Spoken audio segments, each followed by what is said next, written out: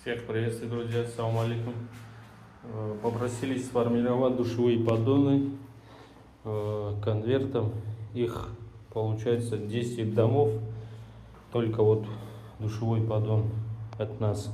Плиточники, которые здесь работают, они не успевают. И взялись за это. Вот так получилось. Это уже 4-й дом. В день, короче, по 2 дома получается сформировать.